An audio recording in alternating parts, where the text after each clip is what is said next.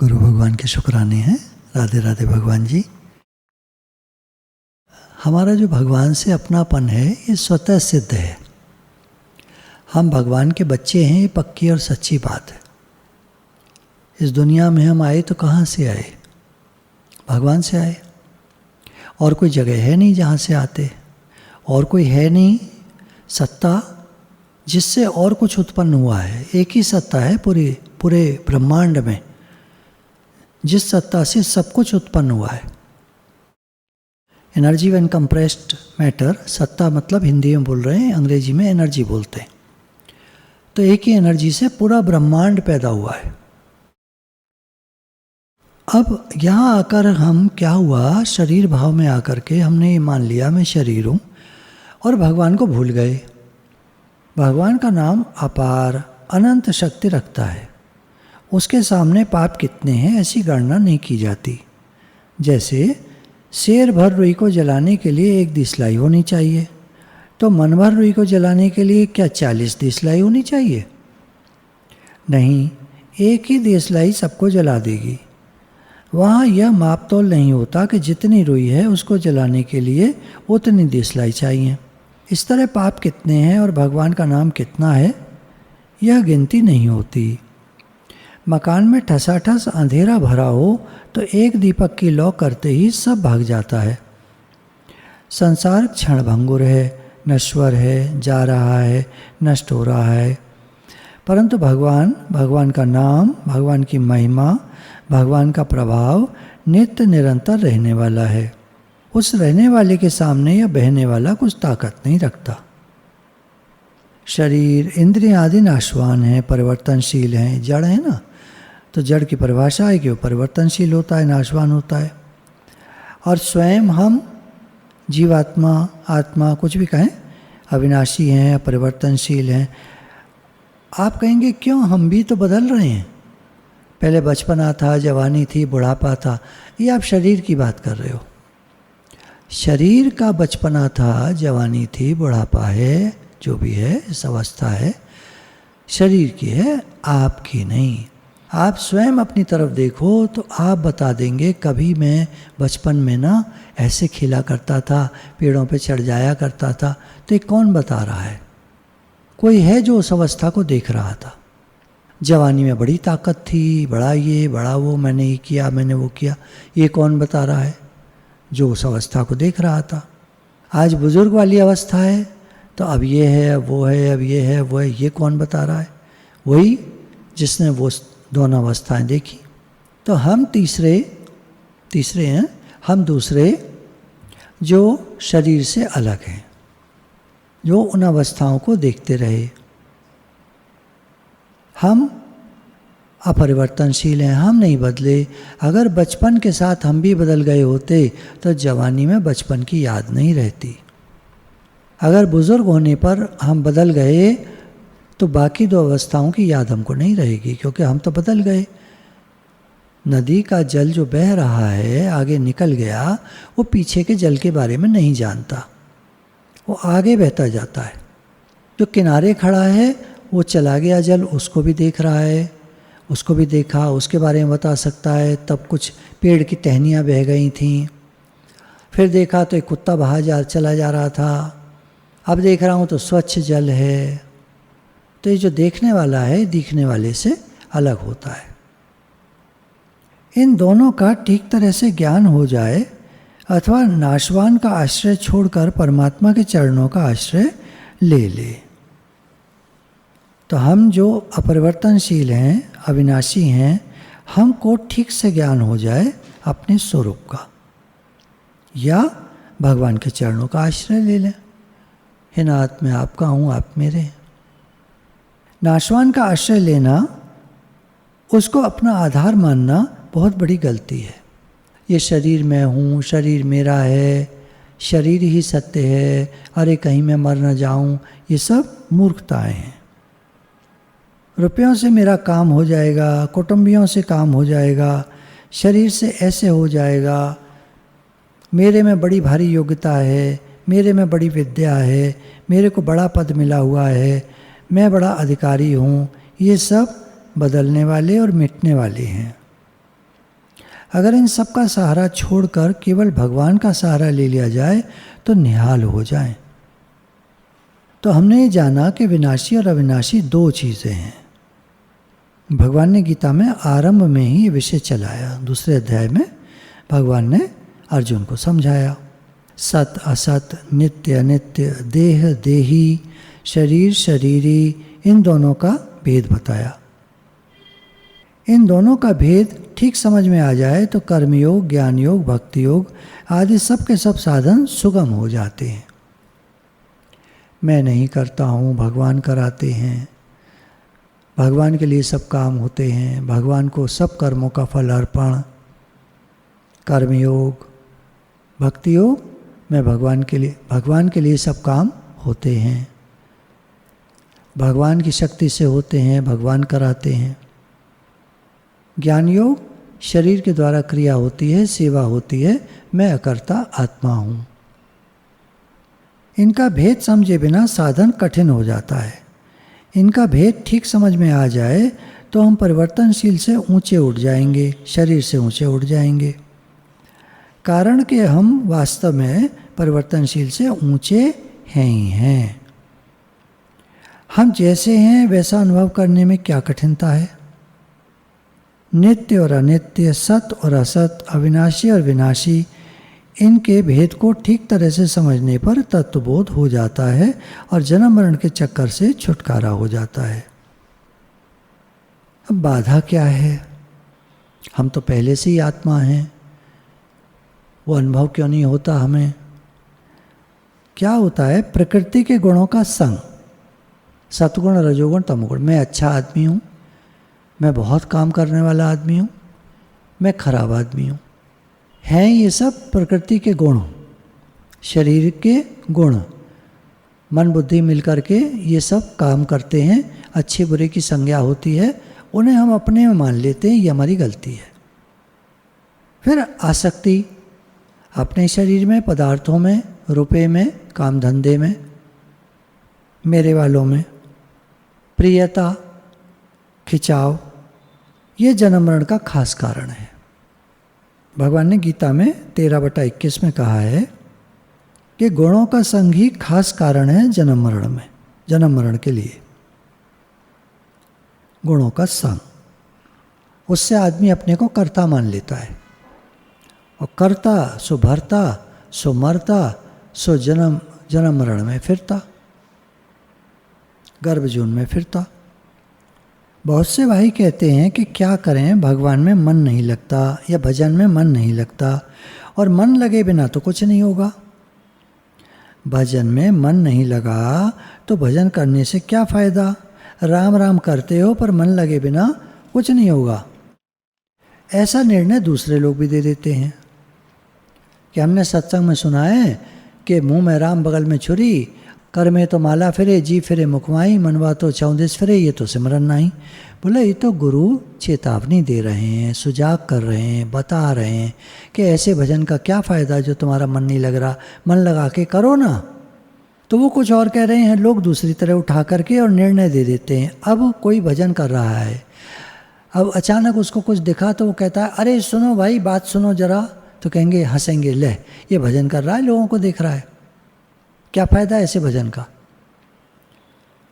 भारत में आपको अगर जुखाम हो जाए, खांसी हो जाए, बुखार हो जाए, आपको बताने वाले बहुत मिल जाएंगे। भाई आप वैद्य हो क्या? नहीं। दवाई का काम करते हो क्या? नहीं। कोई परचूनी की दुकान है, कोई औषधियाँ रखते हो? नहीं। तो भाई दवा कैसे बता रहे हो? अरे हमें मालूम है। भगवान के भजन के लिए भगवान में मन लगना जरूरी है। तुम्हारा भजन में मन नहीं लगता, ऐसे भजन से क्या फ़ायदा? तो निर्णय दे देते हैं। आपको पता है कि आपने भजन करके देखा है कभी? हम ना भजन करें, काम है हमें, बहुत काम है, भजन तुमने करा नहीं तो तुम हमें निर्णय कैसे दे रहे हो?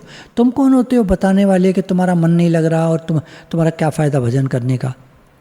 शास्त्रों में ऐसा आता है कि अजामिल नाम के एक व्यक्ति ने लास्ट में नारायण पुकारा अपने बेटे को। पार्षद आ गए और उन्होंने कहा ये तो, इसको तो भगवान के पास ले जाएंगे क्योंकि इसने नारायण नाम लिया है। यमदूतों ने कहा ये क्या बात हुई, जीवन भर तो इसने पाप किए हैं, और एक बार और वो भी देखिए आपके पुकारा अपने लड़के को है, भगवान को नहीं पुकारा है। बोले नहीं, भगवान का नाम लिया है। यमराज के पास पहुँचे यमदूत, महाराज वो तो ऐसा कह रहे हैं। बोले बिल्कुल ठीक कह रहे हैं, जहाँ भगवान का नाम हो वहाँ तुम्हें ठहरना ही नहीं चाहिए, भागाना चाहिए। तो श्रीमद् भागवत में नाम जप की बड़ी महिमा बताई है। उसके उदाहरण के लिए ऐसा बताया कि कोई झूठे को भी गिरते में, छींकते समय, डकार लेते समय, हंसते समय, रोते समय भगवान का नाम ले ले तो पूरा ही मान्य है। तो आप ये मत सोचो मन कितना लग रहा है, आप भजन करो। लोग तो कुछ कुछ कहते रहेंगे, गुरु जी की वाणी में चलता रहता है, तुम्हारे भजन करने का ऐसा क्या लाभ जो तुम्हारा मन तो लगता नहीं। बड़ा बोलने दो गुरु जी को भी। क्यों? गुरु जी के ऊपर हैं भगवान। उन्होंने कह दिया मेरा भजन किसी प्रकार भी करे मुझे मान्य है। गुरु जी तो केवल बात को समझाते हैं, भाई भजन कर ही रहे हो तो मन भी लगा लो ना। तो उनका तात्पर्य समझो, उनका प्रेम समझो, बातों पे मत जाओ। आप भजन करो, भगवान का नाम लो, मन लगे न लगे आप लिए जाओ। महाप्रभु चैतन्य के समय जो उनके भक्त लोग थे 3 लाख नाम जप करते थे, और जब उठते थे केवल 1.5 घंटे के लिए पूरे 24 घंटे में, तो रोते थे, कहते थे हमारा मन नहीं लगता भजन में। अब ये बात हास्यप्रद नहीं है। हम लोग जो जरा बहुत नाम लेकर सोचते हैं कुछ, वो तो 3 लाख नाम लेने के बाद भी सोच रहे हैं कि हमारा मन भगवान में नहीं लगता। तो यहाँ आत्मज्ञान सहायता करता है। वो कहता है तुम मन नहीं हो, बुद्धि नहीं हो, शरीर नहीं हो, जिह्वा नहीं हो। जो नाम जप करते हैं ये सब, मन, बुद्धि, शरीर, इंद्रियां, जिह्वा, मुख बोलता है, ये सब तुम नहीं हो, तुम तो पहले से ही आत्मा हो। उस अपने स्वरूप को जानो, अब भगवान का नाम लो। तुमको कोई दोष नहीं है, किसी प्रकार की कोई देरी नहीं है, तुम पहले से ही वहीं खड़े हो जहाँ भगवान है। भगवान में खड़े होकर तुम भगवान का नाम ले रहे हो। तुम्हारा मन वन क्या होता है? मन तुम हो ही नहीं। इतना अलगाव कर दिया गुरु ने, इतना ज़्यादा कृपा करी है हम पर आत्मज्ञान देकर, इतना अलगाव बता दिया ये मन ही नहीं हूँ मैं, बुद्धि नहीं हो, ये जिह्वा नहीं हो, ये मुख नहीं हो, मुखेंद्रिय जो नाम लेती है वो नहीं हूँ मैं तो हूँ ही आत्मा, है ही आत्मा, है ही तत्व। अब तुम वहीं खड़े हो, अब मुख से नाम लो, भगवान का नाम लो। मन लगे न लगे तुम लेते रहो, तुम भगवान में ही हो, हाजरा हुजूर उपस्थित हो, वहीं हो, तुम वही हो, भगवान के हो। माँ का बच्चा क्या हर समय माँ माँ करे तभी माँ का बच्चा है, या है ही माँ का बच्चा? है ही। ये समझे हम, इस बात को समझें। माँ का बच्चा तो माँ का ही है, ऐसे हम भगवान के हैं। नाम ले पा रहे हैं, नहीं ले पा रहे हैं। अभी कहा ना, गुणों का संग तुमको आत्मा से जीव बना देता है, मनुष्य बना देता है, पत्थर बना देता है, मतलब जड़ बना देता है। और हो तुम आत्मा, आत्मा होकर तुम जड़ हो जाते हो मन के चक्कर में पड़ करके। मन जड़ है, किससे मित्रता करते हो? तुम्हारे बारे में कैसे पता करें कि तुम कैसे हो? और तुम्हारे मित्रों की परीक्षा हो जाए, तुम्हारी परीक्षा हो जाएगी। किसका संग करते हो? मन का, बुद्धि का, इंद्रियों का, शरीर का।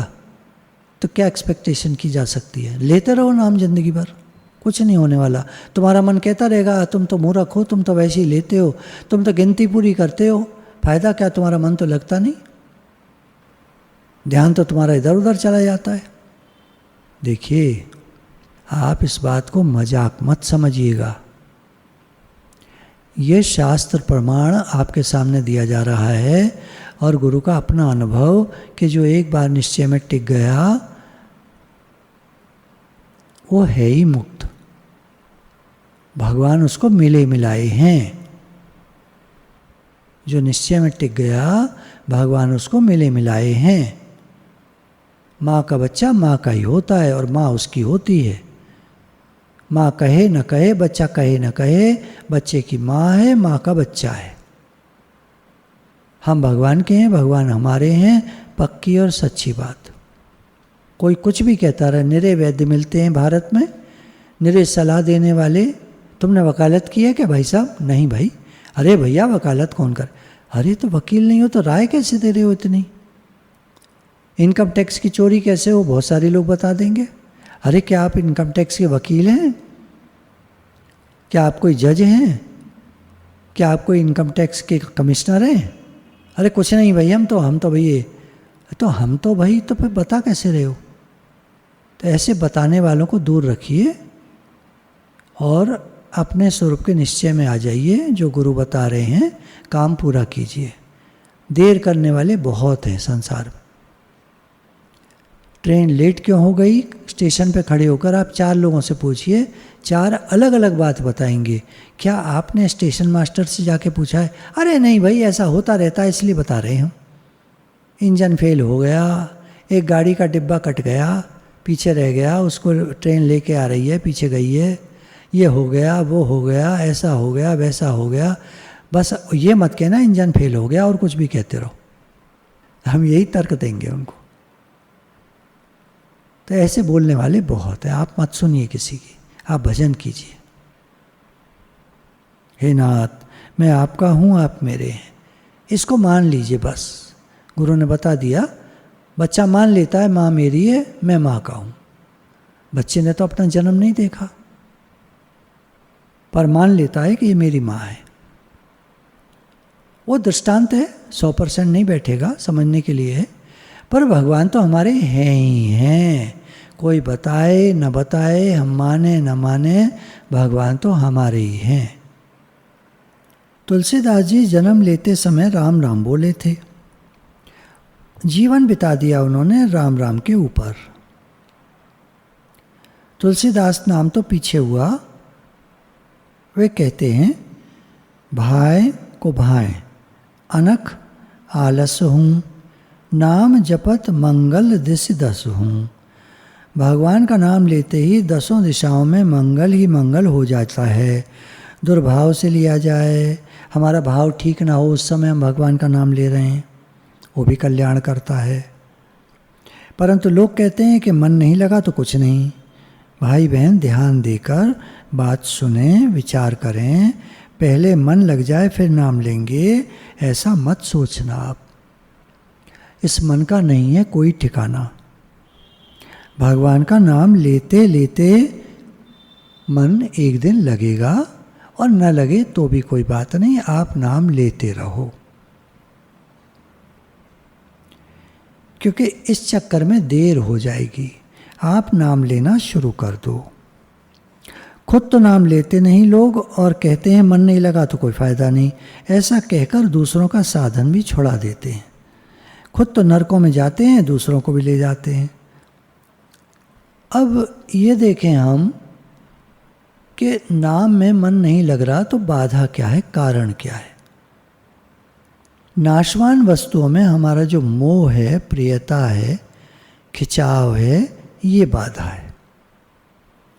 नाशवान वस्तुओं में जो हमारा मोह है, शरीर में, लोगों में, पैसे में, काम धंधे में, कारोबार में, नौकरी में, दूसरे किसी में, ये जो हमारा मोह है नाशवान वस्तु, उसमें प्रियता है, खिंचाव है, ये बाधा है। नाशवान की प्रियता आपको रुलाएगी। संसार का राग, खिंचाव अज्ञान का चिन्ह है, मूर्खता की खास पहचान है।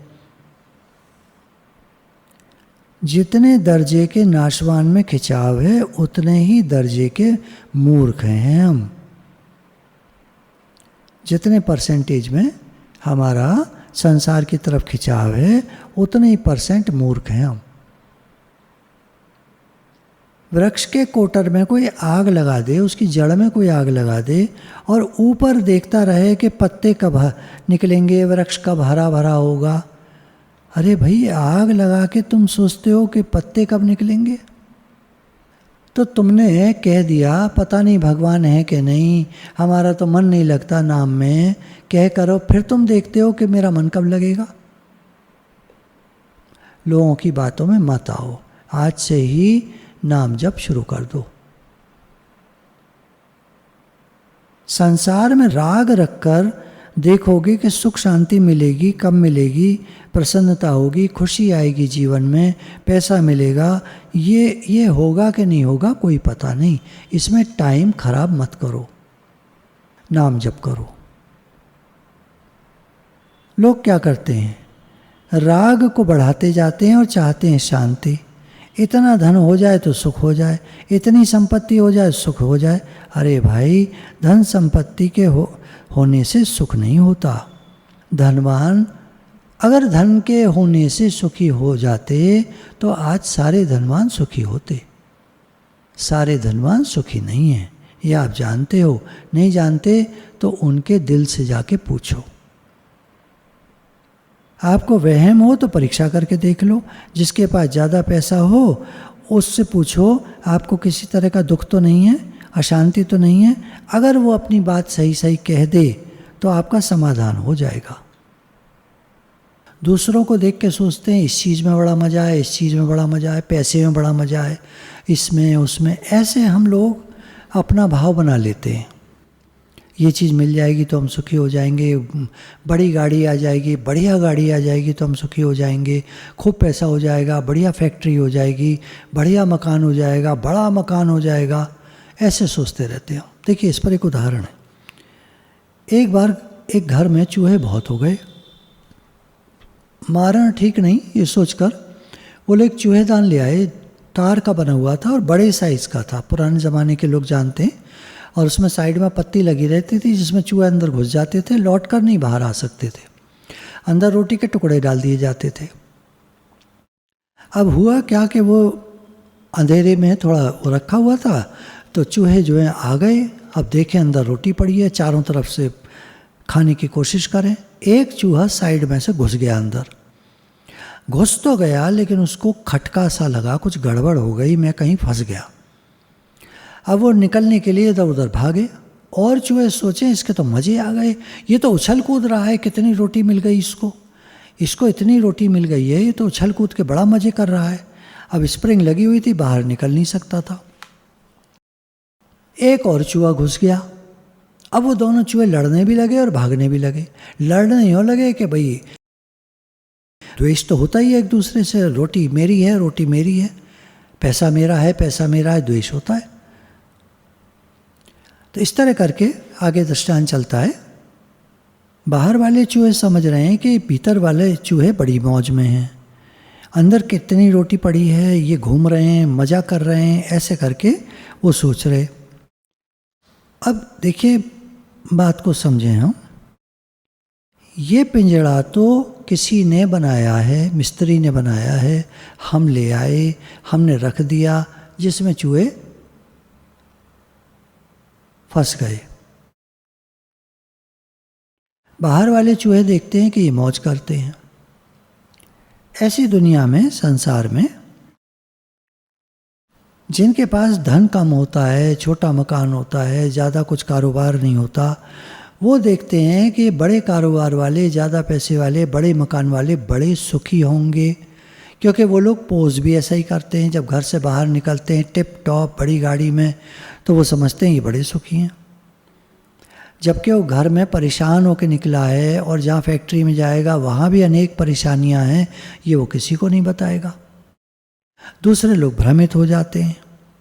वो सोचते हैं हम अधिक से अधिक धन इकट्ठा कर लें, झूठ कपट चोरी बेईमानी किसी तरह से भी हम धनी हो जाएं, बड़ा मकान हो जाए, बड़ी गाड़ी हो जाए, धन हो जाने से खूब मौज हो जाएगी, आनंद हो जाएगा।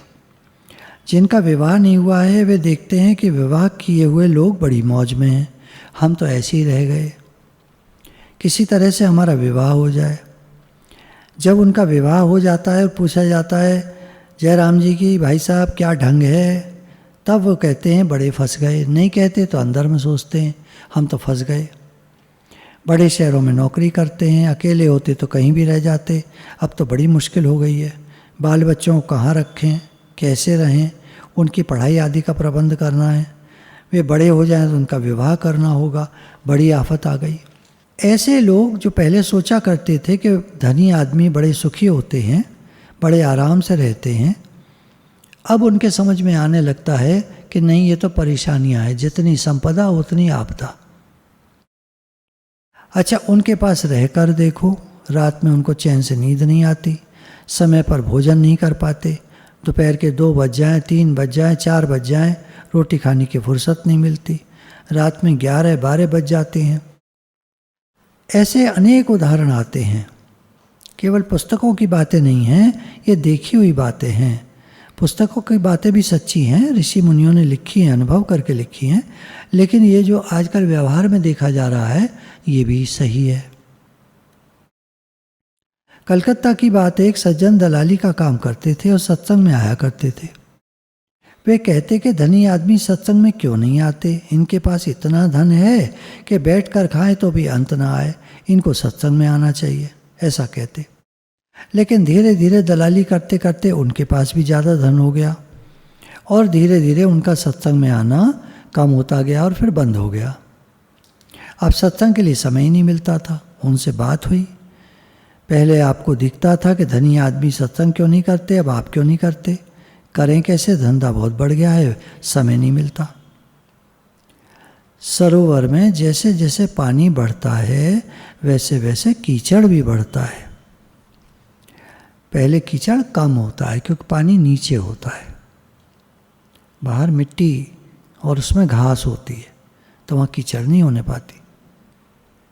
पानी बढ़ता जाता है तो घास मरती जाती है, घास मर जाती है तो मिट्टी जो है कीचड़ वाली हो जाती है। जैसे जैसे धन अधिक बढ़ता है वैसे वैसे दरिद्रता भी बढ़ती है। दरिद्रता मतलब उनकी आवश्यकताएं, इच्छाएं सब बढ़ती चली जाती हैं।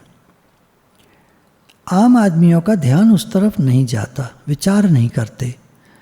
साधारण आदमी को 100 या 1000 रुपए की भूख रहती है, पर 1000 वाले को 10,000, 1 लाख, 10 लाख की भूख रहती है, फिर करोड़ की भूख हो जाती है। ज्यों ज्यों धन बढ़ता है त्यों त्यों भूख भी बढ़ती है। साधारण आदमी को लाखों की भूख नहीं होती, उसको तो कुछ 1000 मिल जाए बस उसके लिए काफ़ी होता है, लेकिन वो ये समझ नहीं पाता और की तरफ भागता है और चूहों की तरह फंस जाता है।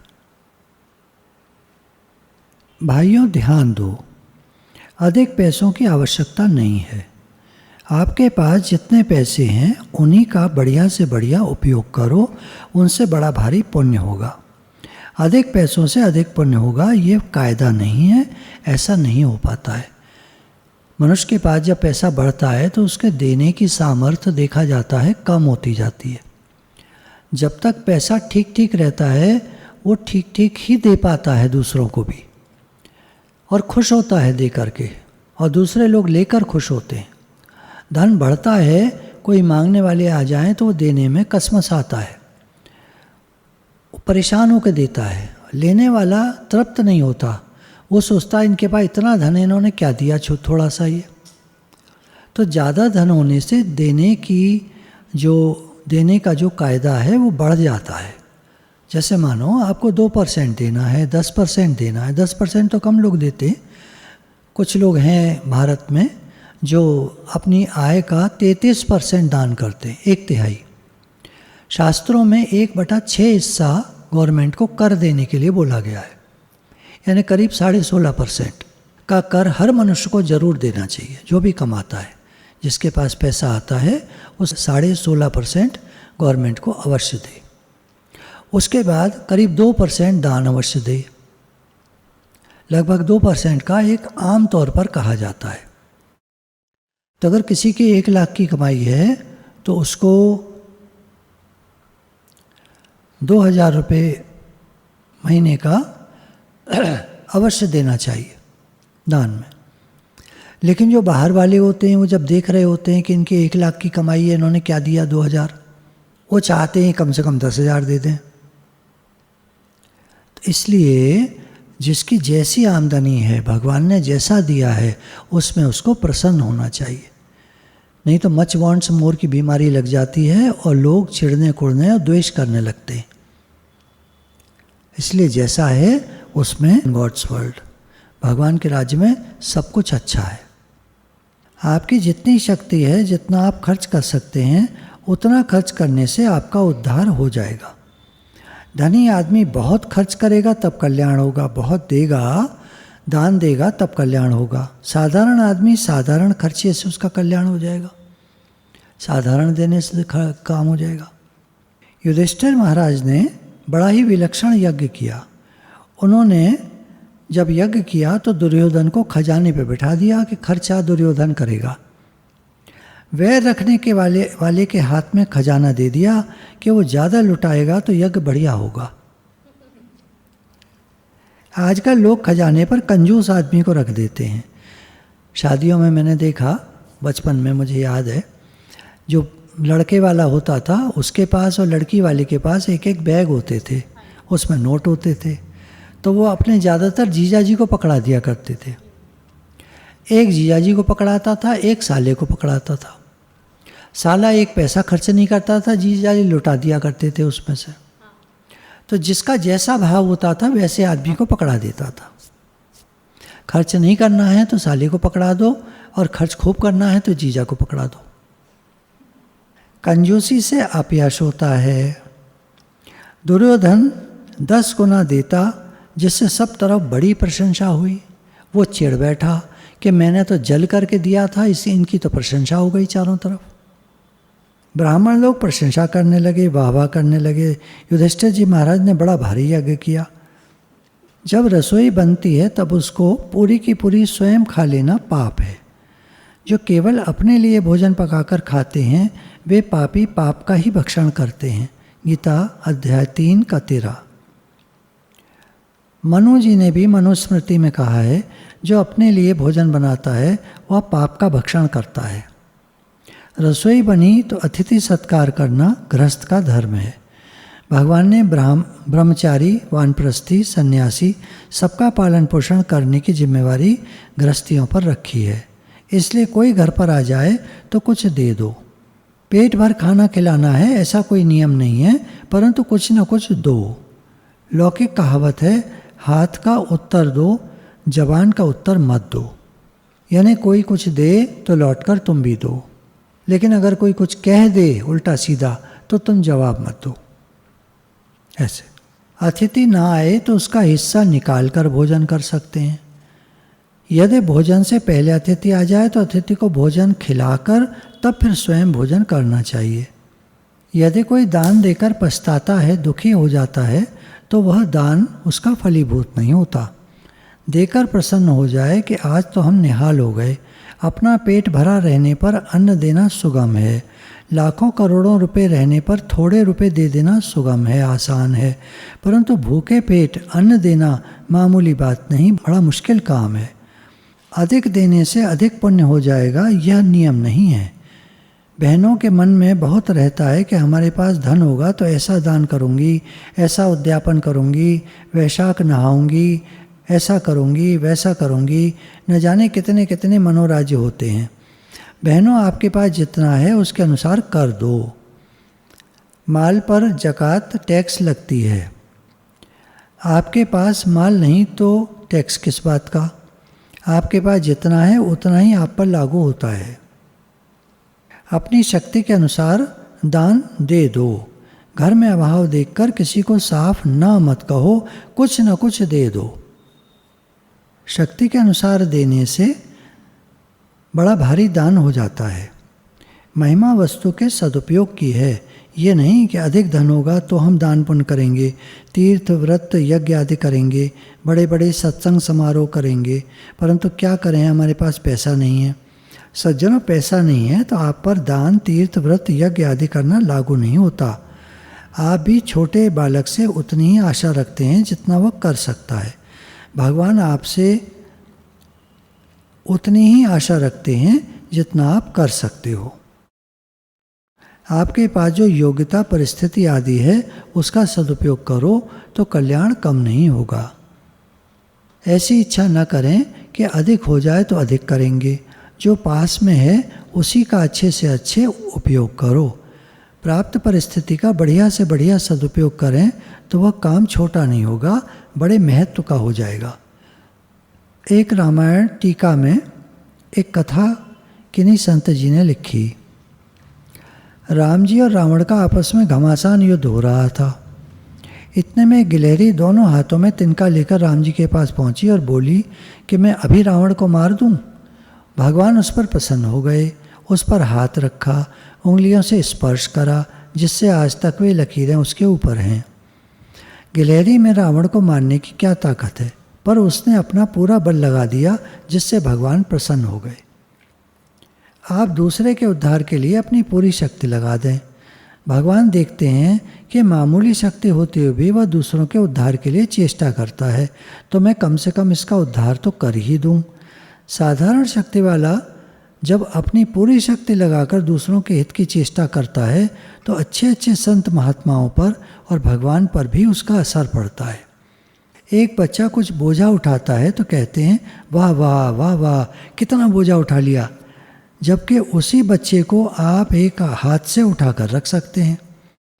बच्चे ने अपनी पूरी शक्ति लगाकर बोझा उठाया, इसलिए आप उसकी वाह वाह करते हैं। ऐसे ही सज्जनों, आपको जो वस्तु परिस्थिति आदि मिली है उसका सदुपयोग करो। आप चाहते हैं धन मिल जाए, अच्छी परिस्थिति मिल जाए, हमारा शरीर निरोग हो जाए, तो हम अपना कल्याण कर लेंगे, पर क्या करें, हमारे पास विद्या बुद्धि योग्यता नहीं है। वास्तव में आपसे अधिक विद्या बुद्धि योग्यता की कोई आशा रखता भी नहीं है, भगवान भी नहीं रखते। आपके पास जितना है उसी का अच्छी तरह से उपयोग कर दीजिए, भगवान कल्याण कर देंगे। बचपन में पढ़ी हुई एक कहानी याद आ गई। बीरबल और अकबर का संवाद है। एक बार बादशाह ने पूछा कि शस्त्र कौन सा बड़ा होता है जिससे विजय हो जाए। बीरबल ने सीधी सादी भाषा में उत्तर दे दिया, अवसर। बादशाह ने सोचा बोलना ठीक नहीं है, ये होशियार आदमी है, ज़्यादा हमेशा मुझे हरा देता है, पर विचार करने लगा कि ये क्या कहा, अवसर, अवसर शस्त्र है, परीक्षा करनी चाहिए। एक दिन अकबर जो है बीरबल को साथ लेकर जंगल गया।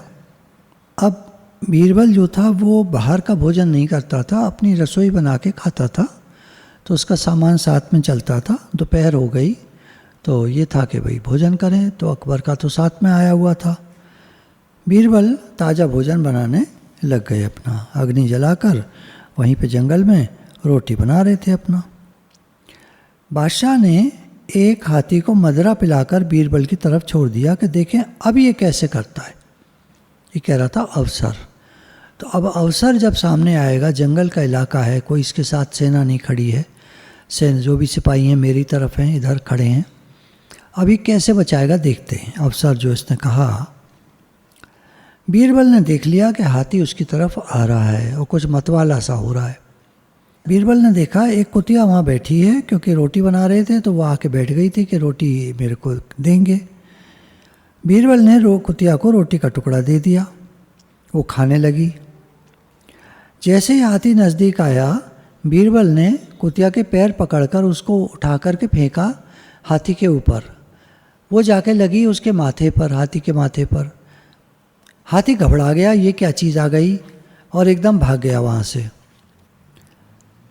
अब ये भी कोई शस्त्र सुना है किसी ने? तो ये अवसर हुआ। बादशाह ने कहा ठीक है, अब हमें समझ में आ गया कि जो हाथ आ जाए वही शस्त्र है। अवसर ये कहता है जब लड़ाई के मैदान में होते हैं, कभी तलवार भी छूट गई है, ढाल भी छूट गई है, तो फिर ये नहीं देखना होता कि क्या हमारी तलवार कहाँ गई, जो हाथ में आ जाए उसी से शत्रु पर वार करना होता है या अपनी रक्षा करनी होती है। तो अवसर ही सबसे बड़ा शस्त्र है। लोगों में कहावत है, छलबल की खेती भली बेला पुल को दान, यानी वर्षा बरसते ही चट खेती कर लो तो वो हो जाएगी, थोड़े दिन बाद फिर वो बात नहीं रहेगी जो आरंभ में थी। ऐसे ही जब सुपात्र मिल जाए तभी दान दे दो तो उसका बड़ा भारी पुण्य होता है। द्रौपदी की एक बात हमने सुनी है। द्रौपदी पिछले जन्म में एक स्त्री थी। एक दिन वह नदी में जल भरने गई, सर्दी का समय था। एक ब्राह्मण देवता लंगोटी लगाकर नदी में स्नान कर रहे थे। कुछ कारण ऐसा बना कि उनकी लंगोटी पानी में बह गई। बाहर माताएं खड़ी थीं। अब वो बेचारा ठंड से कांपने लगा, लेकिन बाहर कैसे आए, कपड़ा था नहीं। तो ये जो स्त्री बनी हुई थी, ये जो द्रौपदी थी, पिछले जन्म में स्त्री बनी हुई थी, इसने देखा कि इस बेचारे के पास कपड़ा नहीं है, सर्दी में ठिठुर रहा है। इसने अपनी साड़ी की लीरी फाड़कर, एक टुकड़ा फाड़कर उसकी तरफ फेंका, पर वो टुकड़ा बह गया। एक दो लीरी और भी फेंकी, पर वे भी बह गईं।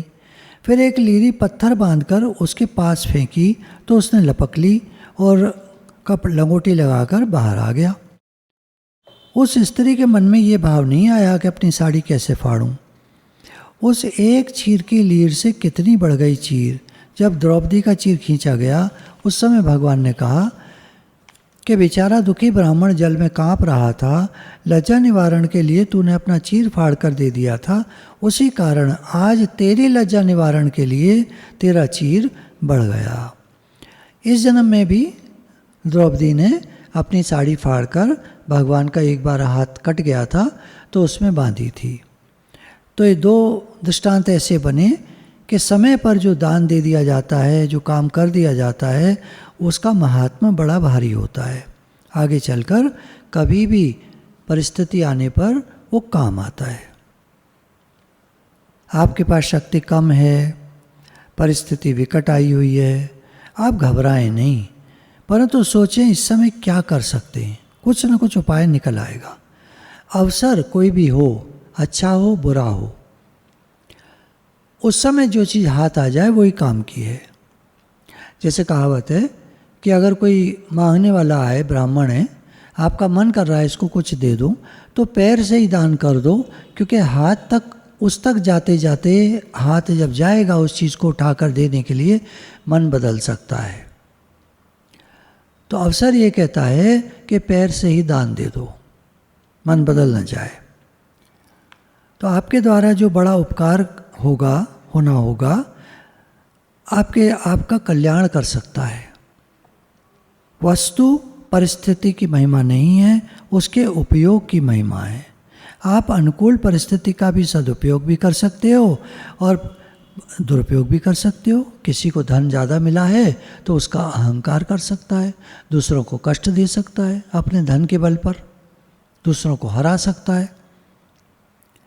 और प्रतिकूल परिस्थिति का भी सदुपयोग कर सकते हो, दुरुपयोग भी कर सकते हो। रो बैठ के परेशान हो, प्रतिकूल परिस्थिति का सदुपयोग क्या है? भगवान का भजन करो, खूब भजन करो। स्वास्थ्य का भी सदुपयोग दुरुपयोग सब हो सकता है। अस्वस्थता का भी सदुपयोग दुरुपयोग हो सकता है। अस्वस्थता का सदुपयोग क्या है? भजन करो खूब। पास में बहुत कुछ हो अथवा कुछ ना हो, दोनों परिस्थितियों का आप सदुपयोग कर सकते हैं। आप कहेंगे कुछ ना हो तो क्या सदुपयोग करेंगे? भजन करो। भगवान मेरे पास कुछ भी नहीं है, मैं क्या करूं? कुछ नहीं कर सकता, बैठ के भजन करो, नहीं तो करने में लगे रहोगे हर समय। इसलिए आप परिस्थिति देखकर घबराएं नहीं, उस परिस्थिति का सदुपयोग करें तो भगवान प्रसन्न हो जाएंगे। तो शास्त्रों के अनुसार होशियार व्यक्ति वही है जो परिस्थिति का सदुपयोग कर ले। परिस्थिति अनुकूल हो प्रतिकूल हो, वो सदुपयोग कर सकता है। देखिए, हमारे पास बहुत धन हो, कोई सोचे मैं दान करूँगा, धन होगा तो दान करूँगा, धन होता तो मैं दान करता, ऐसे लोग सोचते रहते हैं। लेकिन जब धन आता है, जैसे कि कोई सोचता था कि ये लोग जो धनवान होते हैं सत्संग क्यों नहीं जाते, लेकिन कामकाज जब बढ़ गया उसके पास भी धन हो गया तो उसका भी सत्संग जाना बंद हो गया। तो हम दूसरे की तरफ ना देखें, अपनी तरफ देखें हम क्या कर सकते हैं। धन की कमी नहीं है, कोई बात नहीं। एक काम भजन करो, नंबर 1। नंबर 2 शरीर से हेल्प करो। तीसरा मन से हेल्प करो। मन से हेल्प क्या है? मन से सबके लिए भला सोचना। सर्वे भवन्तु सुखिनः, सर्वे सन्तु निरामया, सर्वे भद्राणि पश्यन्तु, मा कश्चित् दुःख भाग् भवेत्। हे नाथ, हे प्रभु, मैं आपका हूँ, आप मेरे हैं। हे नाथ, आप तो सब पर कृपा करते हो प्रभु, तो सब पर कृपा आप करें। सब में मैं भी हूँ, साहिब इतना दीजिए जामे कुटुंब समाए, मैं भी भूखा ना रहूं साधु भी भूखा ना जाए। तो भगवान इतना हो कि मैं सबके लिए कर पाऊँ, बस मेरी तो यही सोच है। जब हम सबके लिए करते रहते हैं तो एक तो मन में खुशी रहती है, दूसरा हमारे पुण्य भी बनते हैं जो समय पर काम आते हैं, मन शांत भी रहता है। एक उदाहरण से समझ सकते हैं, एक मानो सेठ जी हैं, काफ़ी पैसा है उनके पास, लेकिन किसी को देते कुछ नहीं। आपको ये कॉमन सी बात लगेगी कि ऐसे ही तो होता है, लेकिन उन सेठ जी का अगर जीवन में झांक कर देखेंगे तो काफ़ी असंतुष्ट, चिड़चिड़े और परेशान से मिलेंगे। धन के लिए कहावत है, पानी बाड़ो नाव में घर में बाड़ो दाम, दोनों हाथ उलीचिए यही सियानो काम। जब हम धन होता है और उसको देते हैं तो भगवान को अच्छा लगता है। कोई भी सज्जन माता पिता होंगे और बच्चा जब दान देगा, किसी को कुछ देगा तो वो खुश होंगे। तुम देकर आए किसी को, ज़रूरतमंद था, अरे वाह वेरी गुड वेरी गुड, बहुत खुश होंगे। और जो कंजूस माता पिता होंगे वो अगर कुछ एक चीज़ भी दे आएगा तो वो नाराज़ होंगे। बहुत अंतर होता है। हमारे माता पिता भगवान प्रसन्न होते हैं जब हम किसी को कुछ देते हैं। शास्त्रों ने भी बोला है कि अपनी इनकम का 2% और जिसका मन करे अप टू 10% वो दान करे तो अच्छी बात है। तो परिस्थिति का सदुपयोग यही है कि जब धन बढ़े तो उसको दें, धन कम हो जाए तो भजन करें, ज़्यादा देने के चक्कर में ना पड़े, भजन करें। भजन करेंगे तो पुण्य बनेंगे। जब देते थे तो पुण्य बनते थे, अब भजन करते हैं तो पुण्य बनते हैं, फिर भगवान को याद रख पाते हैं। हे नाथ मैं आपका हूँ, आप मेरे हैं, हे नाथ मैं आपको भूलूँ नहीं। खूब प्रेम बढ़ाओ भगवान से। पीछे के टाइम में कुछ लोगों का तो बिजनेस बढ़ गया, कुछ लोगों का और घट गया। तो अब परिस्थिति तो आई, सब पर आई, किसी पर कैसी किसी पर कैसी। जिनके काम नहीं चलते थे, अच्छे नहीं थे, चाइना के ऑर्डर चले गए, सारे काम ठप्प हो गया, उनके काम फिर से चल गए। तो ऐसे करके परिस्थितियां बदलती रहती हैं जीवन में, अनुकूल प्रतिकूल परिस्थिति आती जाती रहती है। तो हम इन बातों में मन न लगा करके अपना भजन करें और करने योग्य कर्म, कर्तव्य कर्म करते चलें। निष्काम भाव से कर्म करता हुआ मनुष्य भगवान को प्राप्त होता है, ऐसा भगवान ने गीता में कहा है। तो समर्पित होकर के चलते जाएं। गुरु भगवान के शुक्राने।